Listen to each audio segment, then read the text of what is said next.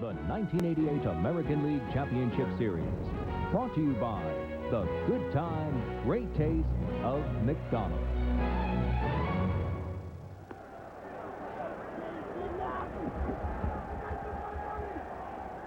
Well, it's been one of those nights for Dave Henderson. He'll remember this one a long time. A great catch in the fourth inning on a shot by Ellis Burks, but he'd just as soon forget about the one that happened in the previous inning. I don't know if he was fooled by the ball originally, Joe or Reggie, but whatever it is, he didn't look it into the glove. He'll be leading things off here as we go now to the top of the seventh. He was either a little too relaxed or maybe nonchalant, or he just was running on his heels and had the ball bouncing and hit him in the heel of his glove. So for the first time in this series, this American League Championship Series, the A's are behind. They led 1-0 yesterday, had it tied up 1-1, eventually won 2-1.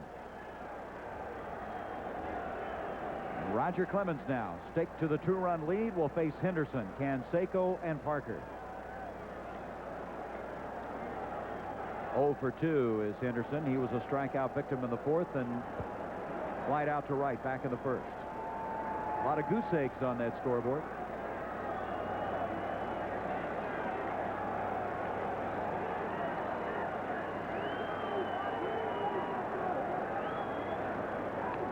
Henderson fouls it straight back.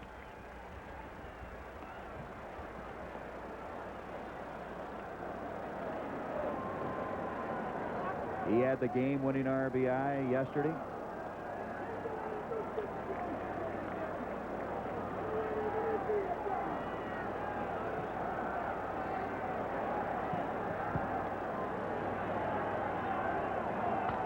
Center field, base hit. So Henderson now trying to bring his teammates back. Leads off with a single. That'll ring up Canseco, who's flied out to right field the first two times. Now that they've seen Roger Clemens twice in the order, these are the three guys that I think have the best chance of handling this fastball. Dave Henderson, Jose Canseco, and Dave Parker. And like I say, they've seen him twice already, and I feel that he's lost a little on his fastball, but it's still a very good fastball. That's the third hit of the series now for Henderson, the third hit of the night for the A's. Had something on that one. To see how good of a pitcher he is, Joe, and I think he's a great one if he can adjust to losing a little bit off that fastball, spot the ball a little bit more, show him a breaking ball, show him the fork ball, and just make some good quality pitches and mix them up a little bit. Henderson at first, Canseco, and a call strike. Looked like that fastball ran down and in, or was a ball, and I'm sure that's why Canseco's talking about it. Well, it looks like a pretty good pitch to me, a good pitch to hit. You want Roger to get the ball down, so you have to attack it when he gets it down. You cannot hit his high fastball. You're going to have to hit the one below the belt. So now Canseco in a hole.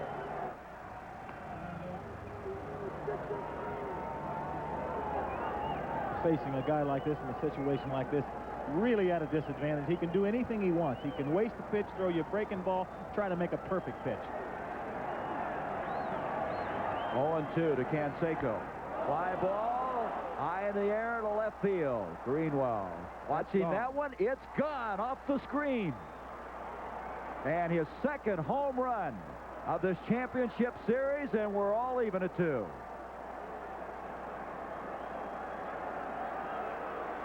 I don't know about you guys, but when he hits something, it just brings this game up about 2 or 3 notches. Is he exciting?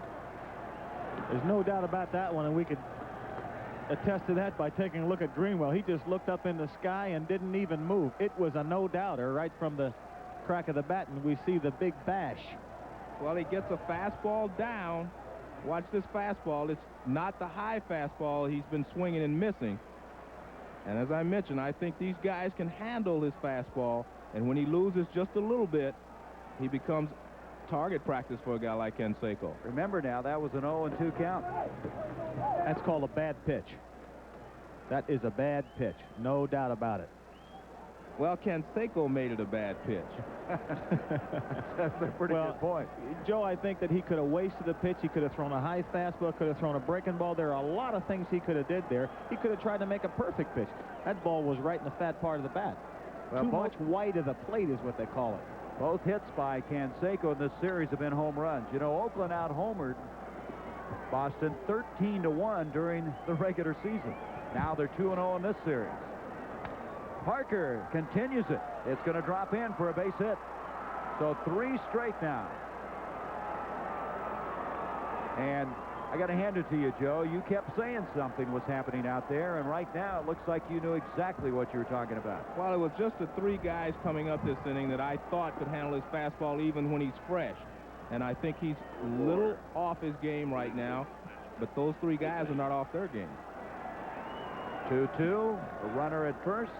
Lansford is up. Morgan had Bob Stanley up and throwing. Lansford, going to be a tough play. Reed, and did they get him?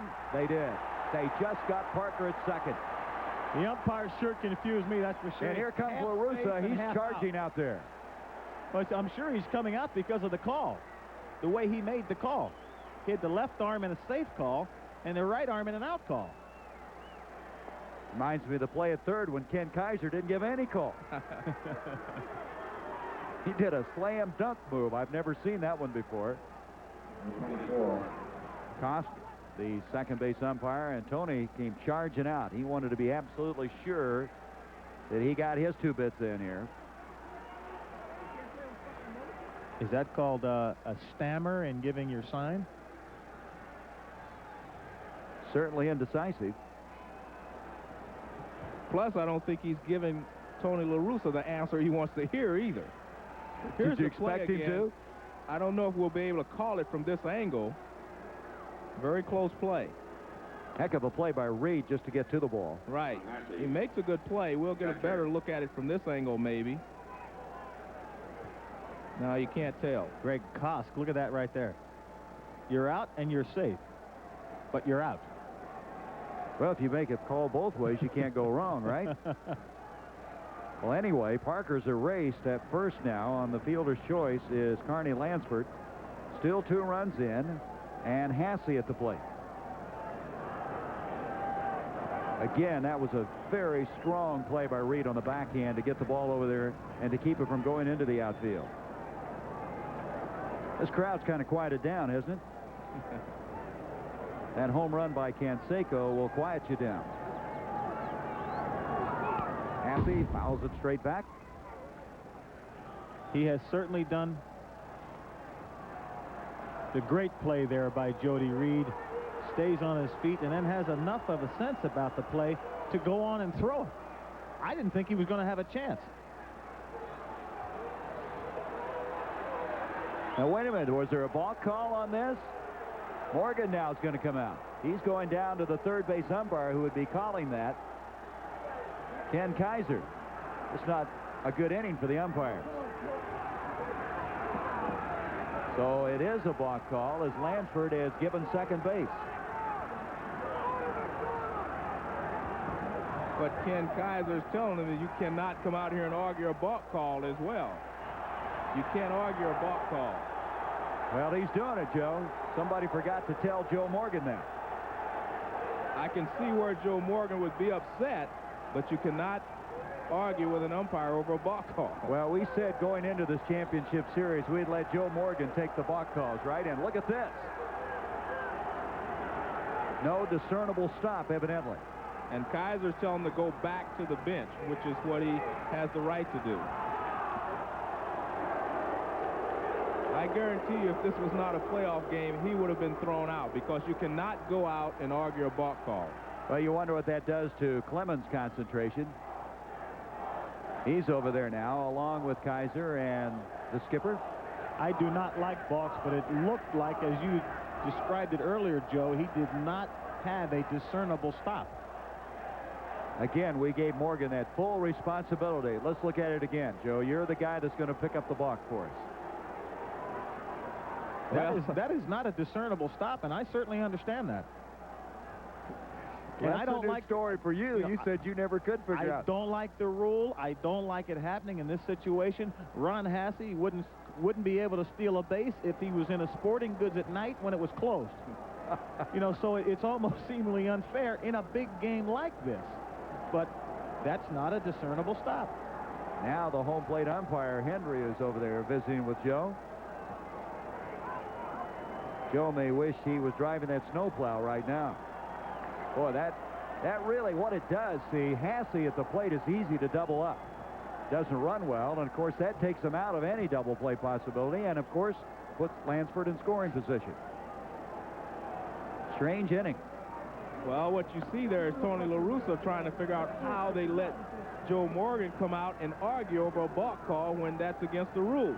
Boy, I tell you, that play at second looks pretty big right now, doesn't it? Certainly Parker does. would be on the base paths. You'd have runners at second and third.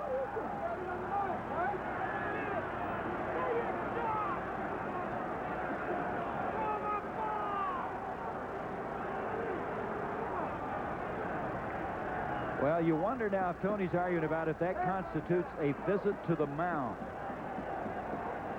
I think Tony's arguing because they let him come out and question a balk call. You cannot question a balk call. The rules say that is an umpire's judgment call, and you cannot question that. Well, he did. Anyway, what we've got is 1 out, 2 runs in, a runner at second, and Hasse at the plate. 2-2 the score. 5 hits for the A's, 2 for the Red Sox. Left field, and that ball is going to make it into the stands. Hustling over there, Boggs, along with Reed. Kind of an angry crowd right now. 1 strike on Hasse. Hasse 0 for 2, called out on strikes in the second, grounded out to the second baseman back in the 5th inning.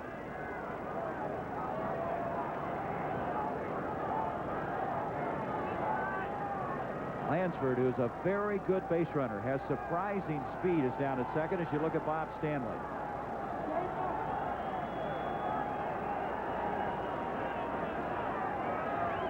Hasse, and again he gets a piece of it, and again it's going to be into the stands. A couple of months during the season here, in the middle of the season, Ron Hasse got a lot of big hits for the Oakland A's.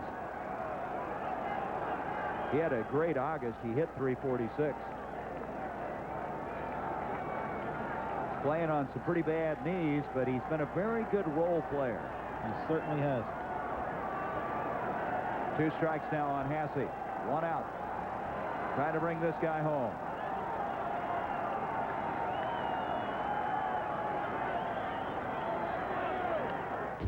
Good cut. Count stays at 0-2. Mark McGuire is up next. McGuire has been called out on strikes and went down swinging back in the 3rd. This is what we were talking about. 15-5, and they had a miserable second half of the season. 3-7. A lot of people then started to say there's something wrong with the Rocket. He has not been dominant. 2-strike pitch. And a foul ball. You see him change his motion then? I sure did. Yes, I did, all Joe. right. He slowed his motion to the plate to throw the changeup. That's one of the worst things you can do. When you slow your motion down, the hitter can pick that up and really put the ball in play hard. He's lucky that ball was pulled foul. You see Rogers' turtleneck. It has the Rocket on it. That's his nickname, Roger the Rocket Clemens.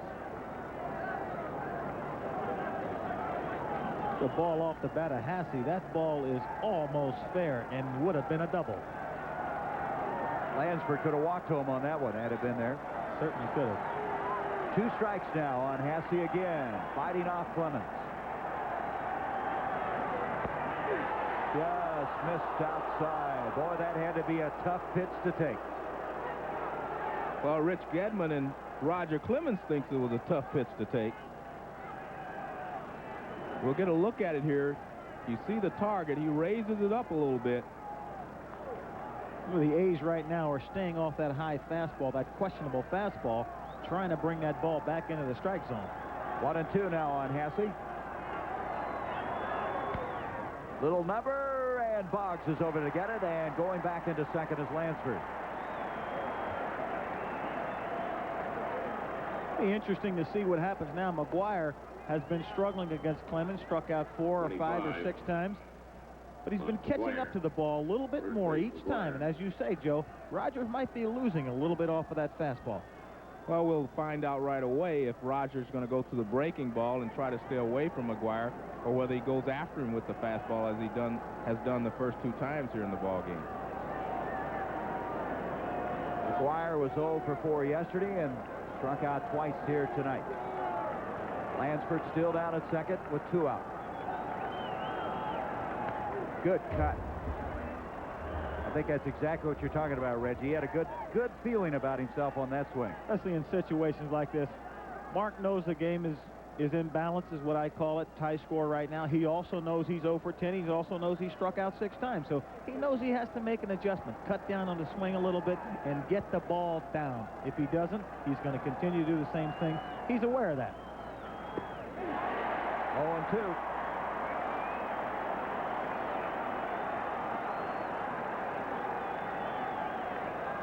One of the things that Mark McGuire has done to try to combat the fact that he hasn't hit Roger Clemens, he's moved off the plate. Roger's been able to throw the fastball inside and get him out. Now he's moved off the plate. He also gives Roger the outside part of the plate.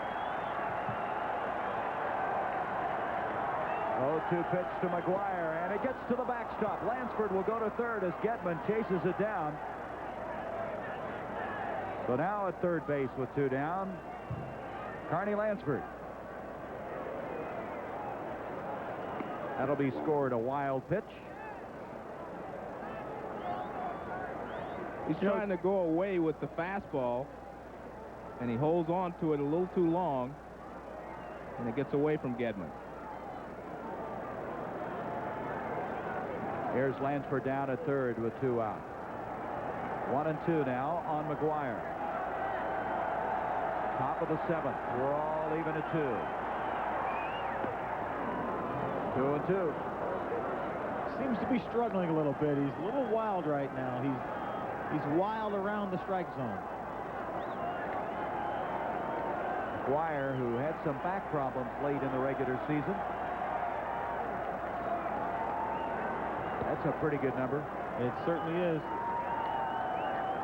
Got off to a very poor start and came back strong. 2-2 to McGuire. And it's a full count now. 3 balls, 2 strikes, 2 out, and a runner at third. Roger had to throw a lot of pitches in the 7th inning. On deck, Tony Phillips.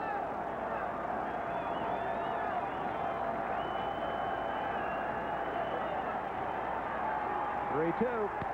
Left field, and it's in for a base hit, and Lansford has the go-ahead run. Now you got to admire McGuire. He hung in there tough. He most certainly did. 3 balls, 2 strikes. Narrowed down the fastball. He knew he was going to get it. Been missing it all night long. That ball was above the belt, too. It may not have had as much mustard on it that time, Joe. I think his fastball is lost a couple of miles per hour, and that gives just enough for these fastball hitters or good hitters to catch up with it. So McGuire, after going 0 for 10 career-wise against Clemens, gets the job done and drives in the go-ahead run. 3-2 Oakland as Phillips looks at a call strike. Boy, the crowd has gotten even quieter, if that's possible. You get on the wrong side of the score, like I said yesterday, you get quiet. They were yelling at Jose until he went up into the net yesterday and again today. Phillips with 1 base hit, a double back in the 6th. Inside. 1 ball, 1 strike. Stanley is still up in the bullpen for the Red Sox. You know, you think about not only the pitches he's thrown, but how long this inning's been. With all the disputed calls, you wonder he can't cool off a little bit. Can't help it.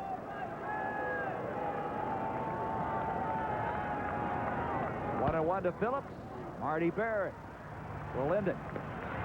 But the A's come roaring back to pick up 3 runs. The 2-run home runner by Canseco and the RBI single by Mark McGuire. We go now to the bottom of the 7th, 3-2 the A's. In the changeover in that inning, Dennis Eckersley left the dugout, went out to the bullpen, just standing by in case. As Jody Reed will lead things off, Gedman to follow, then the top of the order, Wade Boggs, Oakland 3, Boston 2, bottom of the 7th inning. Reed thus far in the ball game with a sacrifice and a fly out to center field.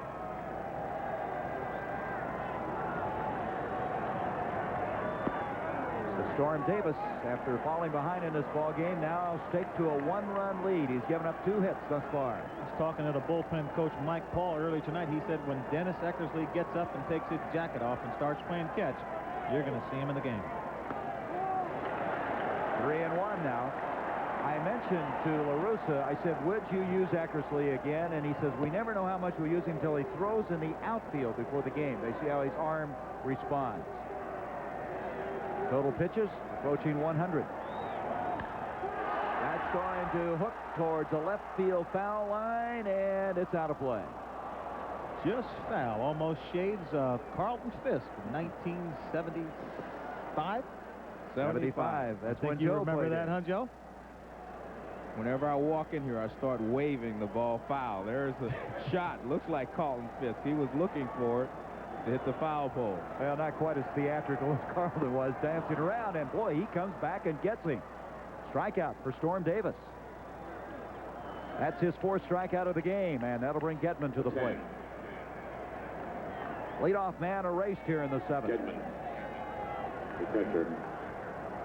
And now La Russa is coming out, and after that strikeout, it's kind of interesting that he has come out. Not only has he come out, he's called for a relief pitcher. Boy, that is kind of a surprise. It's going to be Cataray, the left-hander, Greg Cataray, who will come in. So Tony saw something he didn't like. One thing, he got to that 100 pitch mark. Maybe there was some type of a limit there. We'll be back during this pitching change. Oakland with a 3-2 lead.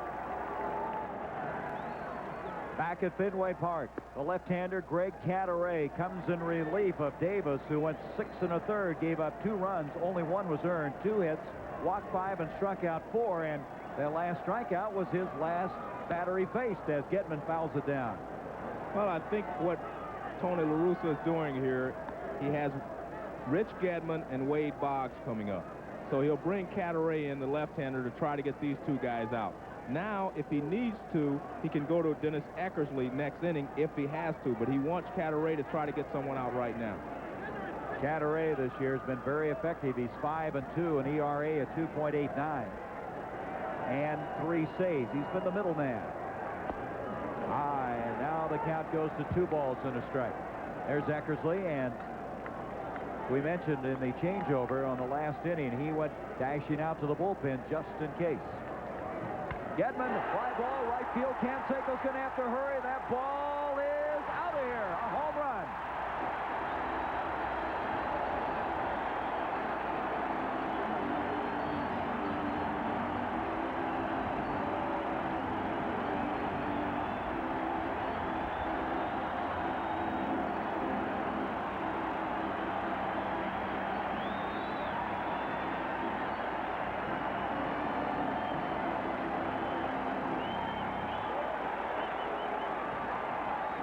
Well, Cataray didn't exactly do what Tony La Russa had in mind. Well, that defeats the lefty against lefty theory. And there was even some thought here in the booth that they may pinch hit for Rich Gedman. So Gedman with the home run has tied it up. The fastball up and over the middle of the plate, and he drives it into the seats in right field. Gedman had 9 home runs during the regular season. I think what it goes to show you is Tony La Russa believed that Storm Davis should only go 6 innings. That's what he's done all year long. He's got 33 starts. He's pitched a little over 200 innings. That averages out to around 6 innings. He said, hey, I'm going to stick with what I've been doing all year long. Won over 100 games that way. I'm going with it. He made the change.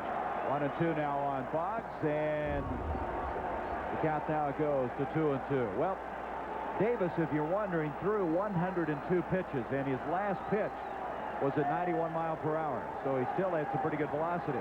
Look at that, only 2 home runs in 71 2/3 innings. But Gedman reached him. 2 balls, 2 strikes. Take a look at Rich Gedman. Ties up the ball game with a pressure home run. Boggs swinging late. Lansford. There's 2 outs. I think Wade Boggs is still trying to find that undershirt with base hits in it. He's changed again. It's a slider, and Boggs hits it in the hole. Lansford makes a good play. And he throws Boggs out at first base. So Boggs 0 for 3 in this game with a walk back in the first. 0 for 3 shirts or 0 for 3? Well, we may have another pitching change now. Cataray is going to come out of the ball game. So Cataray gives up the home run, gets Boggs out. There's 2 down when we return as Gene Nelson will be coming in. That ERA is a career low, 3.06. He comes in after Cataray goes a third of an inning. For those of you who are wondering why Tony La Russa took Storm Davis out, who was pitching a very fine ball game, that's the way Tony La Russa manages. He wanted Greg Cataray to come in and get out Gedman and Wade Boggs. He wanted him to get those 2 guys out, and then he would have brought in Nelson to pitch to Barrett anyway. But that's the way he manages, and he's been very successful doing it all year long.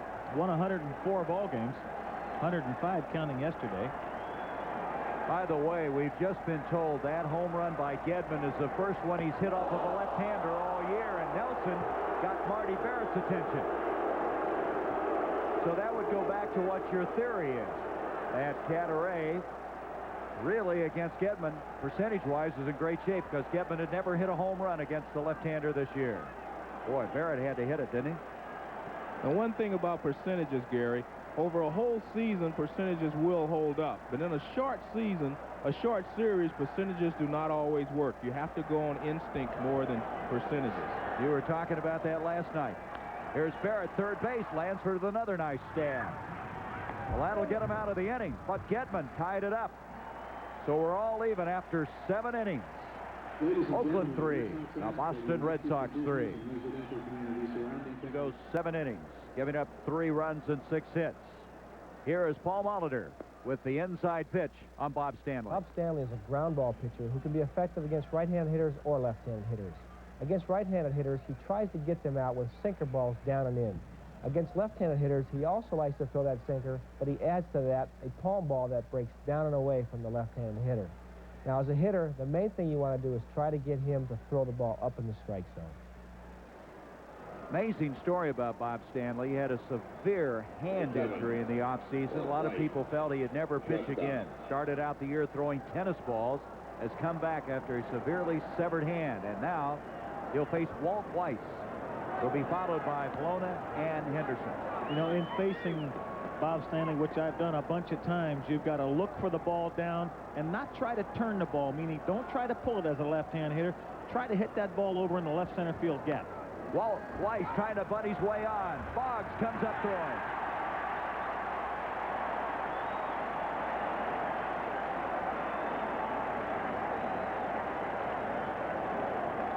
Boggs was playing in shallow, and he charges the ball, barehands it, makes a strong throw to first base, and he gets Weiss very easily. Even though Boggs has not been productive at the plate, his defense in the series has been very good. Great play. That's the consummate professional, staying on top of his game, even though he's not doing well in other areas. Bologna now up. He has a base hit. That coming in the 4th inning. Called out on strikes and grounded out. Top of the 8th. We're all even at 3. This is a guy that Bob Stanley has to keep off base because he cannot stop him from stealing. Line foul up against the board. 1 ball, 1 strike. Stanley, by the way, had 33 saves back in 1983.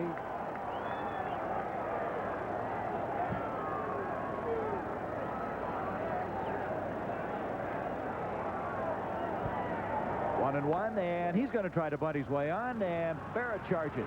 And he caught it, and I tell you, it looked like everyone was frozen on that play. That's a perfect drag bunt. What he did is he noticed that Bob Stanley was falling off the wrong way. He was not covering his position. This ball should have been fielded if Stanley would have been in his position. It's a drag bunt, Joe, and well, he starts forward first. As soon as he sees Polonia square around the bunt, he started forward because he thought he was going down the third baseline, and he was able to drag the ball by him. And Barrett, playing deep, could not make the play. So that's Polonia's second hit of the game, as Henderson will come up. Henderson, who singled and scored a run in the 7th, struck out and fly to right. And now Joe Morgan's going to make a trip to the mound. I think Joe Morgan is aware of what I just said, that Bob Stanley cannot keep Luis Polonia from stealing second base. We may see a pitching change right here. There's the guy who had 29 saves this year, Lee Smith.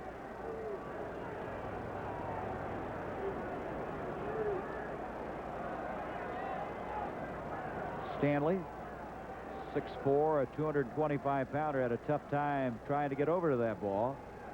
This guy is the all-time leader in Red Sox history in saves. He's had some good moments. As we mentioned, he fell and hurt that hand. He fell at home on some glass, severely cutting tendons in the middle and ring fingers of his right hand and damaging some nerves. We're in Fenway Park. Game 2 of the American League Championship Series. We're all even at 3. The top of the 8th inning. At first base, Polonia with one down. Stanley in relief of Roger Clemens facing Dave Henderson. I'm Gary Bender along with Joe Morgan and Reggie Jackson. Not only do I think Polonia will be able to get a good jump off of Stanley, but Stanley's ball moves down and in to the right-hander. It makes it very tough for Gedman to make a good throw. Polonia 24 stolen bases. He was caught 9 times.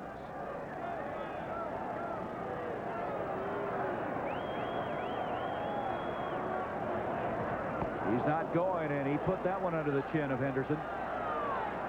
Polonia is not getting a very large lead at first base either. Remember now, Gedman threw out Polonia going to third. That was back in the 4th inning. It's 2 balls and no strikes here. He's got to throw a strike, and Dave Henderson knows it. He's not going again, and the pitch makes it 3-1. I'll tell you, as a hitter, it makes your job an awful lot easier when you've got the big guy on deck behind you, and you know he cannot walk you. He's got to come in with a strike. The big guy you're mentioning is Canseco. Canseco with a 2-run homer the last time up.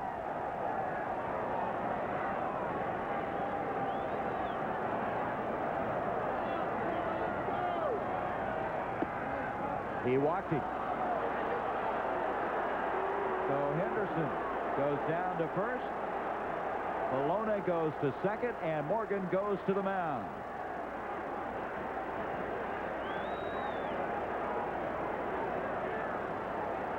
So Roger Clemens, who had gone 7 innings, striking out 8, giving up 3 runs and 6 hits, gave way to Stanley, and Stanley now is going to give way to Lee Smith.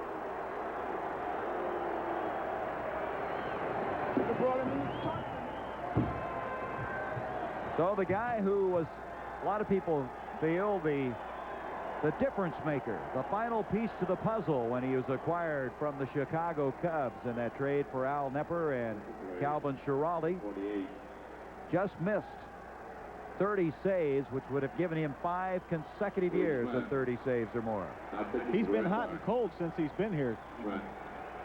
While Lee Smith goes to the mound, let's remind you that Saturday begins on ABC Sports live at 12 noon Eastern, when the Los Angeles Dodgers take on the Mets in Game 4 of the National League Championship Series. And then live at 3:30 Eastern, ABC's college football features a clash between John Cooper's Buckeyes of Ohio State and Bill Mallory of Indiana. Or Washington takes on Arizona State. Be sure now to check your local listings for the game in your area. And then, to continue a very busy day here on ABC, Saturday night, Joe and Reggie and myself will be at the Oakland Coliseum, live at 8 o'clock Eastern for Game 3 of the ALCS, beginning all at noon. continuing through the course of the day. Did you get that all down? Well, Lee Smith is an intimidating guy. Is that an understatement? 6'5", 6'6". How big is he? Well, it depends how much he's eaten during the day, I guess. But he is 6'6", 245 pounds. And, you know, every time he comes to the mound and he puts that ball in his hand, it looks like a little golf ball. I think the thing that makes him intimidating is the fact that he throws about 90 miles an hour. But you know what's interesting, Joe? He does not pitch you tight. He does not come inside that much, Lee Smith. And that's an interesting thought when you see how big and strong and intimidating as he can be. They had him clocked over 100, I think, in San Francisco a year or so ago, didn't they, Joe? Well, I know he throws awfully hard. I'm not into 95 miles an hour or any of that. I just gauge a guy by how quick the ball gets to the plate. A lot of guys that have a slow motion and then release the ball quickly on you may not be throwing 95 miles an hour, but they look like they are. So the delivery to me is what's important, not necessarily the speed at which they're clocked. That's what makes Eckersley so tough with that big side-wheeling motion. So Stanley goes a third of an inning, gives up one hit, and he walks one. And so down at first is Henderson. There's Polonia at second. Canseco is waiting as we talk about strength against strength right now. Two hard throwers and an outstanding hitter in Canseco. These are the kinds of situations that legends are made. So we'll take a look at the big guy this time. I think the one thing that Canseco has to do is look for all hard stuff from Lee Smith. He will not throw him a changeup. He'll throw a fastball and a hard slider. And there's not a big difference between the slider and the fastball.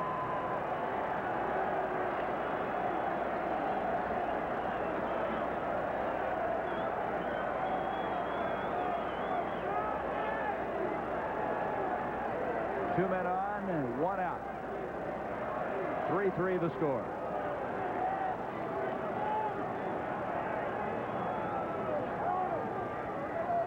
Jose backing out of there.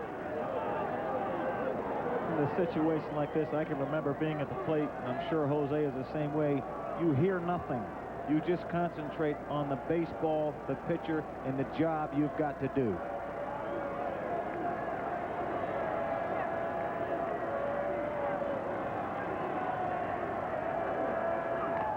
Boy, did he get a cutaway there. Ooh, one strike. 94-mile-an-hour fastball.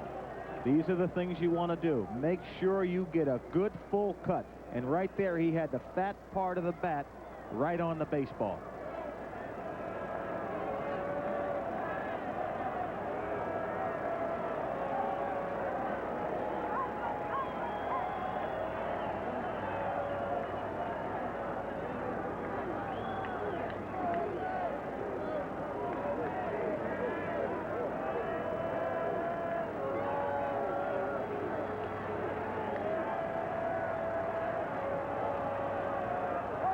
Smith has just taken a long time, and Jose is just getting a little antsy in there.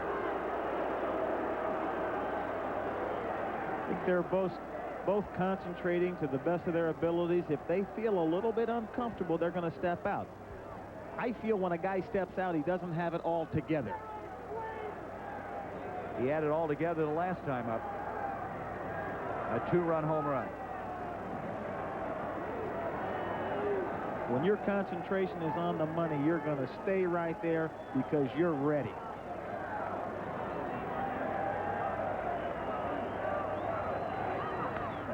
A little late, and he's behind now, 0-2.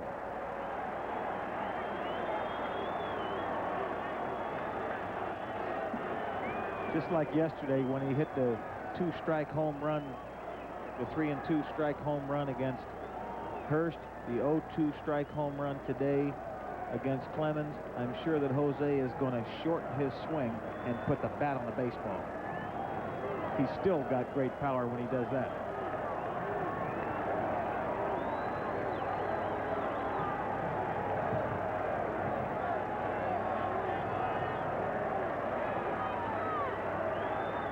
Pitch.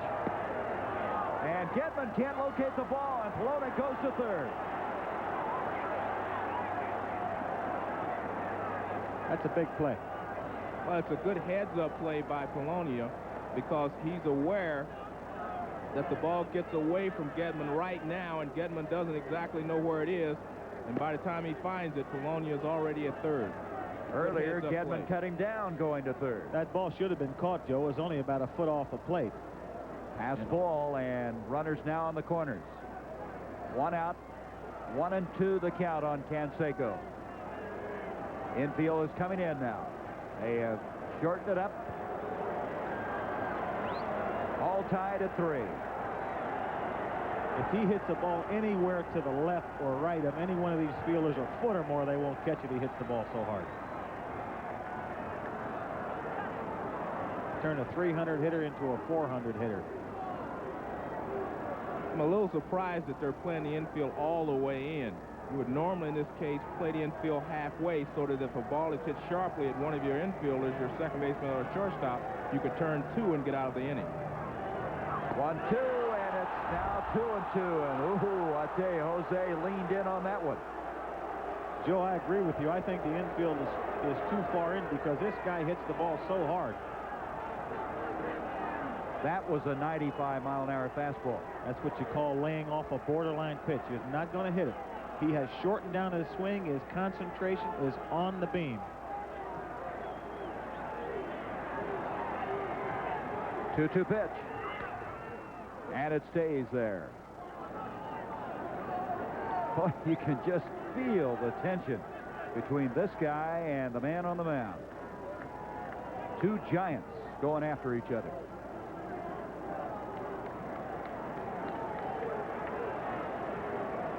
That is Polonia at third, Henderson at first.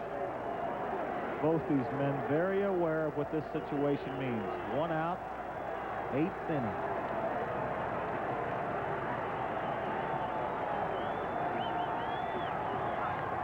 And again, he stays in there.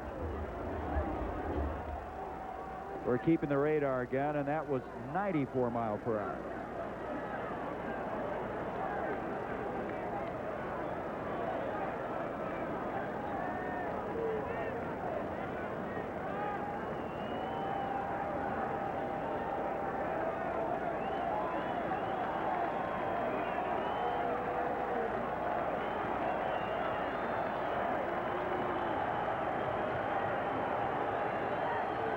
Two. Right field, short right field. Evans coming in. He makes the catch. Bone is tagging up. Here comes the play. No, he bluffs the move. And he goes back to third. That's respect. Evans with a great arm, and that throw was way offline. Well, Evans and Canseco, both right fielders in this series. You've got to be very cautious when you try to come home. Jimmy Lefevre making the decision. Evans gets in front of this ball. He catches the ball on his arm throwing side, sets himself, and makes a good throw. With a reputation like his, Joe, you think that if he sets himself up and gets ready that holds a runner on?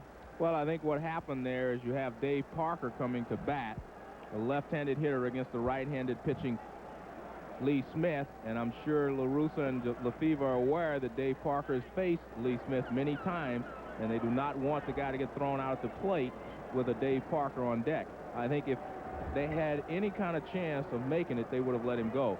But with 2 outs, you try to score the guy if there's 2 down, but you do not want the guy to be thrown out at the plate with Dave Parker in the on-deck circle. Polonia, an outstanding base runner, but as you talked about it, reputation certainly has something to do with this particular development. As Parker is at the plate, and Smith isn't out of it yet. 2 down. Parker, first ball hitting, and Evans drifting under it. And Smith gets the job done. The A's leave 2 men stranded on the base paths as Smith is able to get out of the jam, and it's all even. Bottom of the 8th, game 2, the American League Championship Series. All even at 3. The Goodyear Blimp America from Houston with pilot Larry Chambers at the controls and cameraman Bill Sullivan providing all these pictures.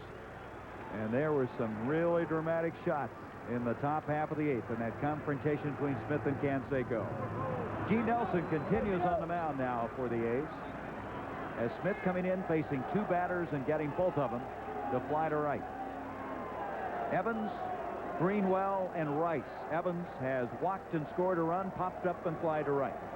You have the rest of the Red Sox chipping in now. You have Lee Smith doing a great job. Ellis Burks with a big base hit. Roger Clemens did his job. He kept the ball club close, kept them in the game to give them an opportunity to win. One strike on Dewey. As you said earlier, Joe, they need to be more of a we. Right, exactly.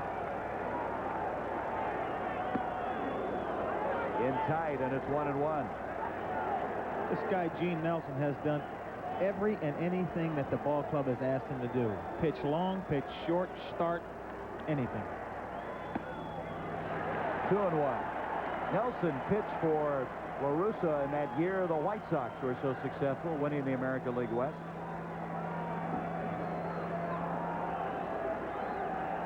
There is Plunk, the right-hander, and Honeycutt, who got the win yesterday, the left-hander. 2-1, and Evans pops it up behind the plate. Hasse. And he made the grab with Lansford right there. 1 out. On ABC's Monday Night Football, as we'll take a look again at this particular play, you can see how a near collision occurred here. Hasse reaching up and taking it away from the third baseman. But Monday night, Phil Simms and the Giants take on the Philadelphia Eagles. Action begins live at 9 o'clock Eastern, Monday here on ABC. The Giants tied for first place in the NFC East with the Phoenix Cardinals. First ball hitting. Greenwell, and Lansford will have this one.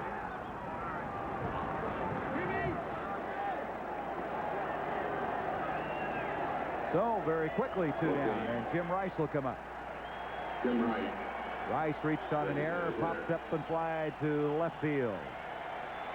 We're in the bottom of the 8th inning. There's the attendance.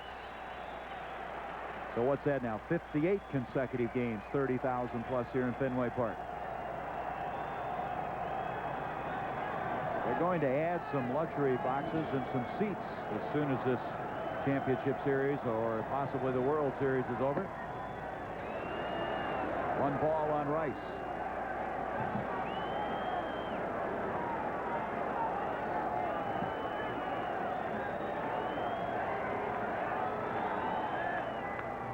Big cut, and he almost got Burks on the on-deck circle. 1 ball, 1 strike. You know, I don't like a swing like that. I think that with the count, 1 ball and no strikes, that Jimmy has to have a better swing at this pitch than he did right here. That is not a swing where you're driving the ball. He has been swinging the bat well in the month of September, hit 5 home runs in this month. The score is tied. He owes himself and his ball club a better effort than that. Well, there's another half swing, but it gets into right field. I'll take it. So Rice with a base hit with 2 down, and Ellis Burks will come up.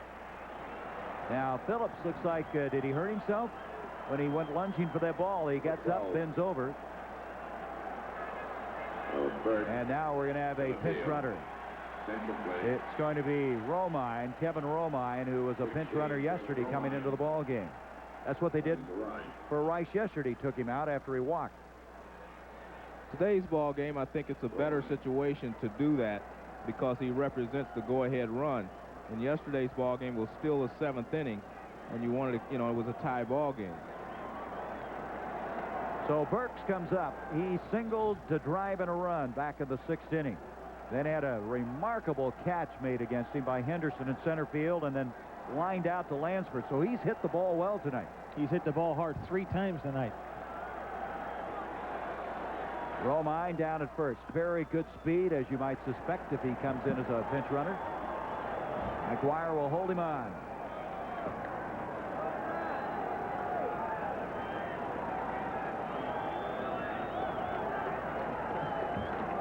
Joe, he hit the ball to right center very hard. He hit the ground ball very hard to right field. You think Phillips is playing a little too far over near the bag?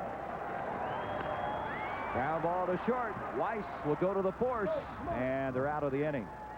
So they waste the base hit by Jim Rice. We now have played 8 innings in game number 2, and we're even at 3. We've played 8 innings in game number 2. Oakland with a 1-game-to-none lead. And as you look here, it's one of those hitting charts they have where they chart where they hit the ball and get some tendencies on certain batters. Well, that's Renee Latchman looking at it. Carney Lansford to lead it off against Lee Smith. He'll be followed by Hasse and McGuire.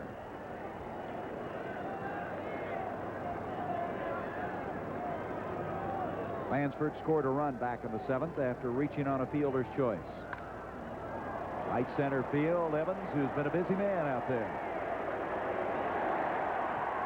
One down. He's made the last 3 putouts. Canseco and Parker in the 8th, and now here in the 9th on Lansford. Oh, Joe, again, you had said earlier when a guy's throwing a ball well, he's got the ball popping up, fly balls to the little bit to their off field. There's an interesting graphic. Oakland's been very effective after 8 innings. The first 3 batters are very similar for Lee Smith as they were for Roger Clemens at the beginning. The first 2 guys, Dave Henderson and Jose Canseco, were overmatched, so to speak, and they hit the ball the other way. And the same thing is happening here with Lee Smith. The right-handed hitters are behind it a little bit. Hasse brings one right back in her boot. 1 strike. Relax, Gary, relax. I tell you, I saw you play in the outfield. I can't relax. You were closer to Joe. You could hit, Reggie. I'll give you credit for that. What did I do with the glove? That was unfair. Tell me about it.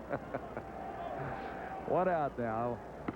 Outside, and the count evens to 1-1.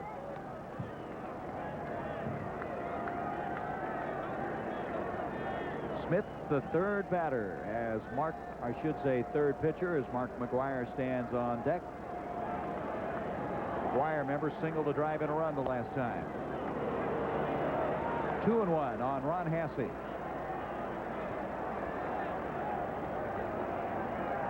Lee Smith loves to play basketball. Outstanding basketball player at Northwestern State down in the Louisiana area. Hasse straight away center field, and that's going to drop in for a base hit as Burks goes over, and Hasse makes the turn. So McGuire will come up with 1 down and a runner on. He's gotten a lot of big hits for that ball club. And we'll see here if Tony La Russa will make a move and pinch run for Ron Hasse. Well, he has the advantage of having 3 catchers on his roster. As an end result, he could make a move, still have Steinbach and Matt Sinatro, who he could come in to do the catching for him. But Hasse evidently is going to remain there. And it's going to be very tough for Ron Hasse to score from first base on a ball in the gap because his knees are bothering him and he doesn't run too well. McGuire, as we mentioned, singling the last time to drive in a run, but he struck out the other 2 times. That was a 94-mile-an-hour fastball. Also can see why Lee Smith is so tough with that big sidearm motion, throwing so hard. 6'6". Makes the batter hold up, flinch just a little bit, and that's enough to get the ball by you. Left center field, Burks over there, and he's got it. 2 out. That ball hit pretty hard. He left that ball out over the plate. So Tony Phillips, who has a base hit, a double back in the 6th inning, will come up.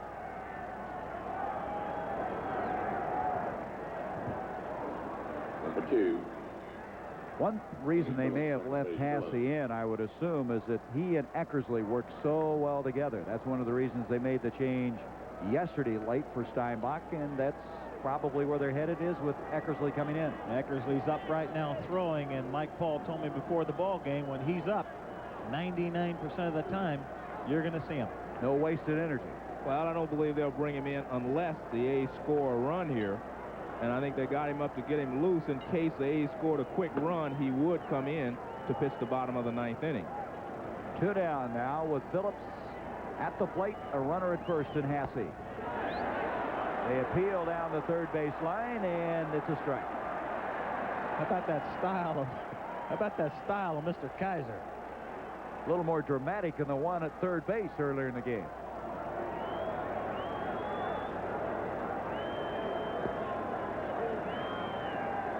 They're playing behind Hasse at first base because he doesn't run well, and they want to protect the line. 2 strikes now on Tony Phillips. Doesn't run well, and he's got sore knees, so he's not going anywhere. That's a pretty deadly combination. And it gives Greenwell so much more range when you're playing behind the runner than it does when you're coming off the bag. 2 strikes, 2 outs, a runner on.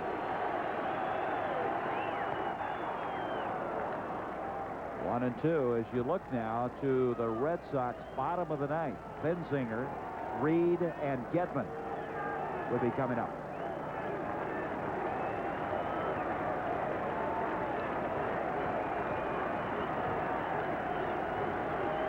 Should say scheduled to come up. Just missed outside. It's even at 2-2.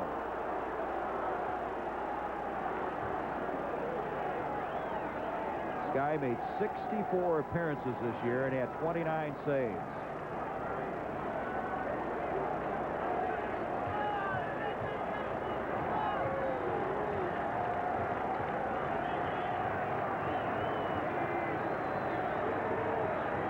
Two, and Phillips fights him off.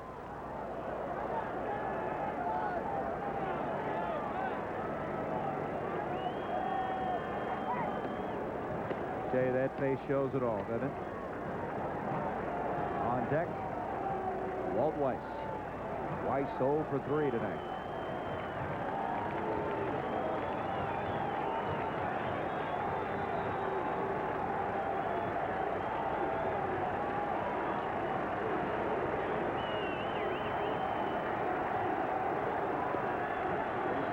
Two, and missed inside, and it's full at 3-2. Gedman thought he had him. Well, we get a look at the pitch here. It's a hard fastball, but it's off the plate inside. So Smith now has a full count, 2 down, and the runner Hasse, slow and all, will get a break on this one. Sore knees, and what was it, slow? That combination. He's going, and it's lined to right field for a base hit. Hasse makes the turn. He's on his way to third, and the runners at the corners now with 2 down. Phillips really battled on that one and got the job done, and here comes Weiss. He doubled in the 6th on a full count off of Clemens and comes back and does it here on the 9th inning against Lee Smith. Well, I think the important thing here is that Lee Smith went to 3-2 before he gave up the base hit. That allowed Hasse to get around to third base, where now he'll be able to score on a single. If Hasse would have had to stop at second base, he probably would have a tough time scoring on a routine single. I'm sure we'd have saw a pinch runner then, Joe. 2 out now. Weiss at the plate. Foul ball, left field line. Top half of the 9th inning. It's all even at 3. 9 hits for the A's, 4 for the Red Sox. Both teams have committed 1 error. And there is the go-ahead run. Oakland stays very tough in these tight ball games. They just seem to figure out some way to win a ball game. Good teams always do, Reggie.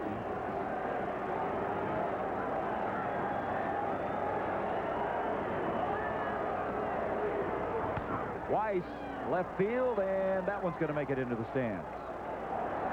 You know, I remember meeting Walt Weiss a couple of years ago in spring training, and I just remember that the fact that I felt as though that because he was from New York, that he would socially adjust to the major leagues a lot easier. He was just comfortable around big league people. Consequently, he's had a great year and adjusted very well. Not only that, he's a Tar Heel from the University of North Carolina. It is an all-even game in the top half of the 9th inning. 2 down, runners at first and third. Weiss facing Lee Smith. 0-2 the count. Center field, and hustling in is Burks. He cannot get it. Hasse will score the go-ahead run as runners now at first and second. For a moment, it looked like Burks might get to that. But Weiss got it just in front of him with an RBI single as Hasse, despite those bad knees and slow running, scores the go-ahead run. It's a fastball up and out over the plate. 22. And Weiss is a pretty good fastball hitter, and he lines it into center field. Burks makes a good attempt to make the catch. But as you can see, the ball gets to the ground a little before he can get there. It's a nice play to keep the ball from bouncing over his head. That's exactly right, Joe. That got by him. Look out. Down at second now is Phillips. Weiss at first, and Bologna at the plate swings through that one. This Oakland Ball Club just never ceases to amaze me. They have continued to play well all year long through all types of situations and have gotten help up and down the lineup. The big guy hits home runs, and the other ball players chip in with those clutch performances. A base hit from Hasse, a clutch RBI from Walter Weiss. Call strike on the outside. You mentioned Weiss. Weiss, during the regular season, hit the Red Sox at a .389 clip. And that was a very clutch base hit to center field that right now has given the Red Sox, I should say the A's, a 4-3 lead. 2 out, 0-2 now on Bologna. 10 hits in the ball game now for the A's.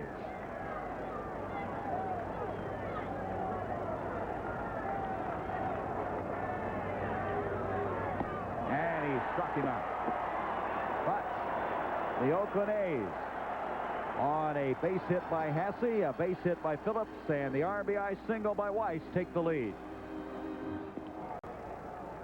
Bottom half of the 9th inning. Oakland trying to go up 2-0 in this 7-game, potential 7-game American League Championship Series, a best-of-4, and they've made some changes. Tony Phillips goes from second base to left field, and Mike Gallego now inherits second base. And then the third change, the ace, Dennis Eckersley, comes in. Yesterday, he pitched 2 innings and struck out 3, picking up the save in the ball game. 45 saves in the regular season of play. 1 off for the Major League record. So they leave Hasse in to catch him, and as Tony La Russa put it, they just think alike. Almost can hang out the sign when Eckersley goes into the windup. It'll be Benzinger, possibly Reed. He's standing by, and then Gedman. Those are the guys scheduled. Strike call. Nelson won an inning and a third, gave up 1 hit.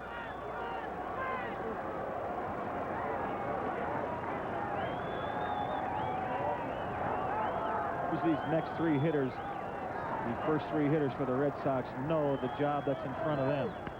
Now straight back, 2 strikes. Facing Dennis Eckersley, 45 saves. He shut them down yesterday. They know that they lose this ball game, they're down 0-2. Their chances get slimmer and slimmer and slimmer. 2 strikes on Benzinger, and Weiss, who had that RBI that gave him the lead, comes up with a defensive play. Well, also add to the fact that the Red Sox did not win a game this year in the Coliseum. 0 for 6. And let's see, Reed's going to be called back. We're going to have a pinch hitter. It's going to be Larry Parrish coming on. Got to see him yesterday, so I don't know if that'll help him, but at least this will be a second at bat. I think we're going to look at a little different Dennis Eckersley today than we did yesterday. He's going to use the breaking ball a little more, which he did with Benzinger there. Yesterday, he went almost exclusively with the fastball, moving it in and out, up and down.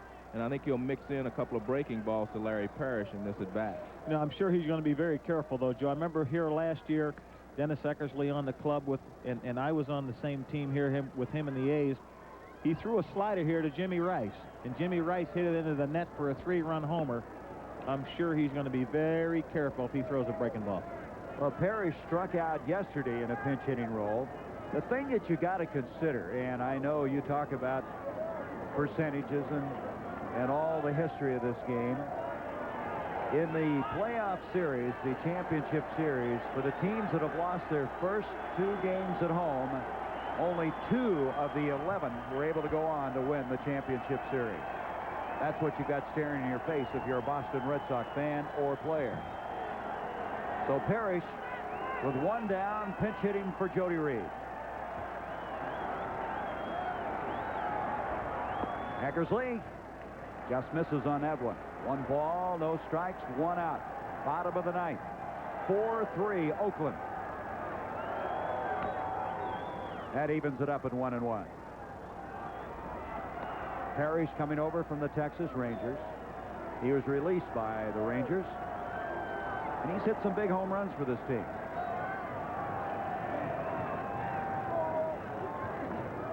He's looking for that one pitch out over the plate that he can get the fat part of the bat on.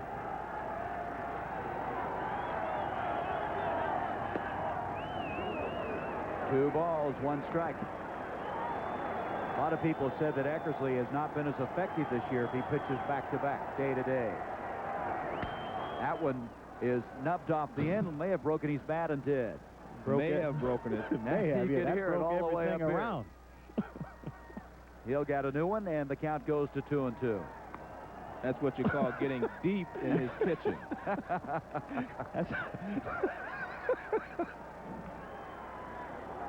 It's a fastball that runs in on Larry Parrish. He has the big swing, but the ball is right on top of him. That one hit him about 3 inches from his fingers, Reg. He's going back and get some more. It's one way to get a manicure, right? Some more gloves and everything. We're laughing, but Parrish fighting it off. Now we'll go back with the new piece of lumber with the count now 2-2 with 1 out. It has happened to each and every one of us. And the guys on the bench give you the razz for it. They laugh at you because you had a poor swing. But just got to give credit to the pitcher for doing a great job. Well, forget about that swing. If he does something here as Getman's on deck.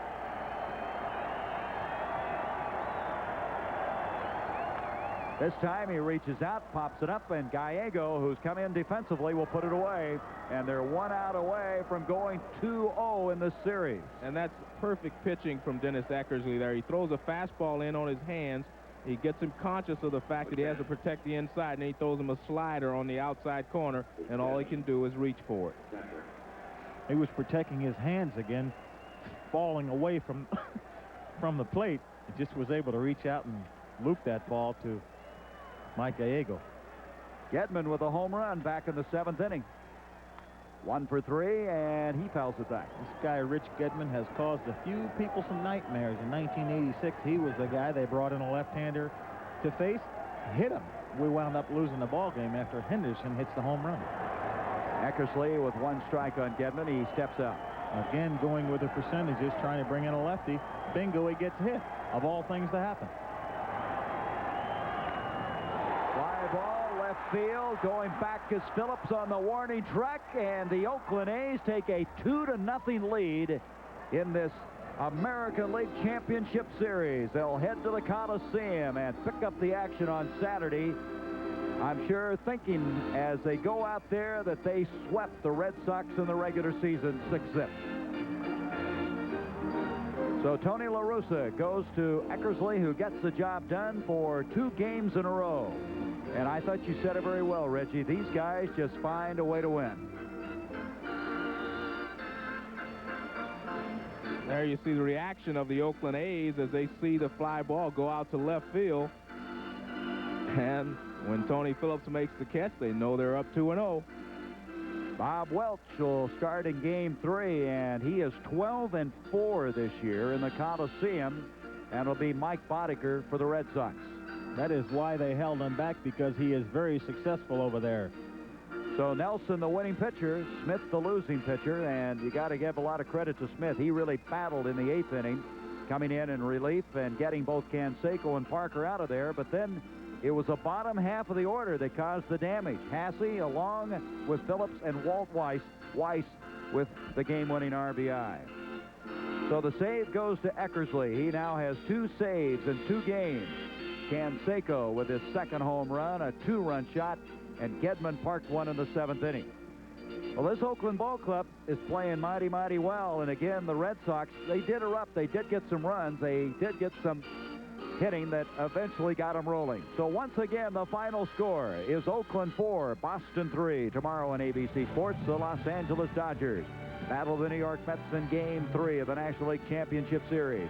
Action begins live at 8 o'clock Eastern tomorrow on ABC Sports.